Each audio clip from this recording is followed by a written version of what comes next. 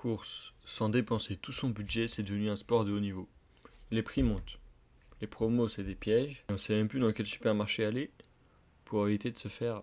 Pourtant, avec quelques réflexes simples, tu peux vraiment économiser sans changer tout ton mode de vie.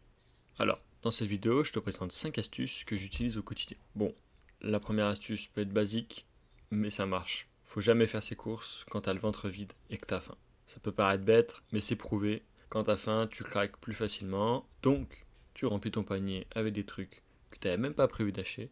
Et puis souvent, c'est des sucreries, ça coûte une blinde.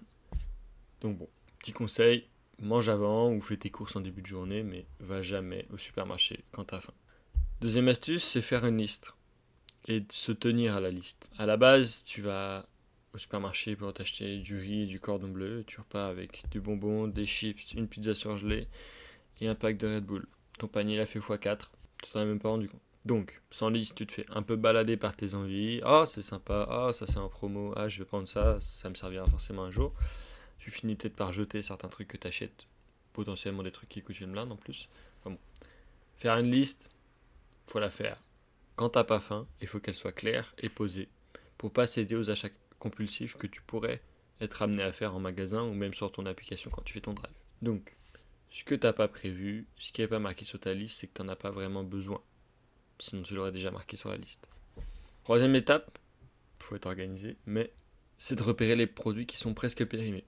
Avec des étiquettes moins 25, moins 30, voire moins 50% parfois, ça peut jouer. Sur le yaourt, la viande, le poisson, les plats du soir. Donc, ce que tu peux congeler, tu congèles, mais ce que tu peux manger directement, tu peux manger directement. Et économiser quelques sous. Tu fais des économies et tu luttes contre le gaspillage en bonus. Si tu es sensible à ça, ça peut être bien. Après, faut se méfier des fausses promos ou des promos qui te poussent à acheter plus que ce que tu as réellement besoin. Type 2 achetés, 1 offert ou 1 acheté, le deuxième à moins 50%. Au final, ces promos, ça a l'air sympa, etc. Mais il faut juste se poser une question simple. Est-ce que tu consommes vraiment ce produit ou est-ce que tu l'achètes parce qu'il y a la promo? Si tu achètes 3 paquets pour en jeter 2 dans 2 semaines, bah t'en as payé un pour rien. Et là, tu fais pas une affaire. Ces offres-là, c'est fait pour écouler les stocks et gonfler le panier moyen des supermarchés, pas pour te faire économiser réellement.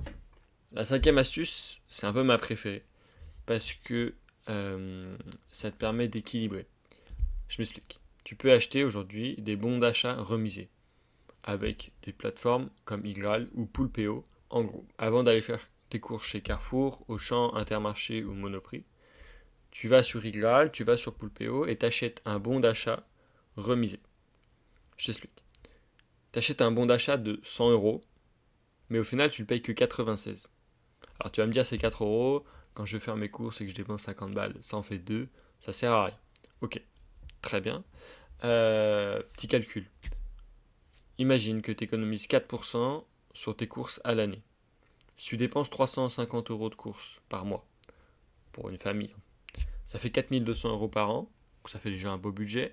4% de 4200, ça fait 168 euros d'économie. Pour donner un ordre d'idée, t'es français, donc t'as sûrement un livret A. Le livret A est passé à 1,7% début août. Pour gagner ces mêmes 168 euros d'économie gagnés à coût de 4 euros pour 100 euros dépensés, juste en faisant tes courses, sachant que le cashback existe également quand tu vas faire ton shopping dans l'industrie textile, c'est des cashbacks pas de 4 mais potentiellement de 10 ou de 15. Pour gagner ces 168 euros d'économie autrement, avec ton livret A, faudrait placer 9000 euros. Donc la question c'est soit tu as la discipline d'acheter des bons d'achat et ça te permet d'économiser 168 euros par an, soit bah, tu dois bloquer 9000 euros sur ton livret A, ce que je conseille de faire en tant que matelas de sécurité au cas où tu es une misère sur ta bagnole par exemple.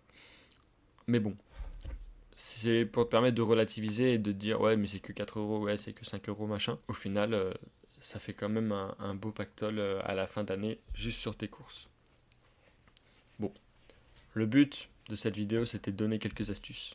Mais faut pas passer en mode survie. C'est quand même plus simple de se faire plaisir en faisant ses courses qu'en allant au resto, quand on regarde les prix des restaurants aujourd'hui ou même les fast-food. Ces 5 astuces, ça te permet de reprendre le contrôle sur ton budget. Évidemment, il faut commencer par faire son budget pour certains. Si tu veux commencer à économiser dès tes prochaines courses, tu peux scanner le QR code qui s'affiche à l'écran ou cliquer sur le lien qui est dans la description pour créer à la fois ton compte Igral ou ton compte Poolpeo avec le bonus de parrainage qui te permet de soutenir cette chaîne YouTube qui me fait pour l'instant gagner aucun sou. Tu auras toi 3 euros de bonus chez Igral et je crois entre 3 et 5 euros pour Poolpeo. Donc c'est gratuit, c'est rapide et tu gagnes de l'argent sans même changer tes habitudes, juste en achetant une petite carte cadeau avant d'aller faire tes courses.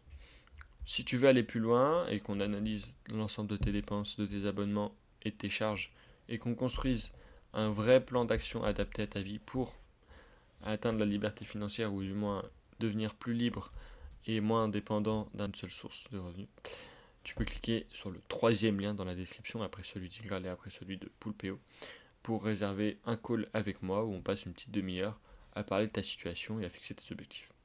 Je te souhaite une bonne journée et je te dis à la prochaine.